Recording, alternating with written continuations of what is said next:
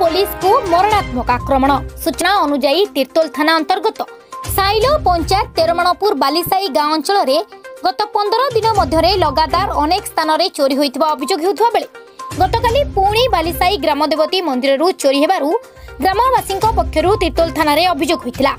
आज तीर्तोल पुलिस चोर धरिबा पई संधानी कुकुर आनी बालीसाई ग्रामर तदंत करुवा बेले संधानी कुकुर रत्नाकर बराल घर आड़क जा क्षणी तांकर पुओ नंदकिशोर बराल हठात घर बाहरी आसी पुलिस को गाँ दांड में गोड़ाई गोड़ाई मरणात्मक आक्रमण करी सेठारु फेरार हो जाइतिला।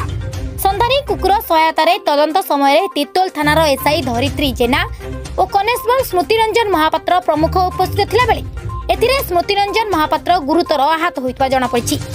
सूचना अनुसार गत 15 दिन मध्य उक्त बालीसाई ग्रामर अंगनवाड़ी केन्द्र ताला भांगी चोरी और साइलो पंचायत कार्यालय चोरी हेबा सहित लगातार अनेक चोरी हो जाइतिबा बेला अभियोग होइछि। गतकाली उक्त ग्रामर ग्रामदेवती मंदिर चोरी होइतिबा अभियोग पाइबा परे आज तीर्तोल पुलिस संधानी कुकुर नहीं चोर धरिबा पई जाइतिबा बेले मरणात्मक आक्रमणर शिकार होइछि। रामारु गगन स्वाईं रिपोर्ट MHF न्यूज।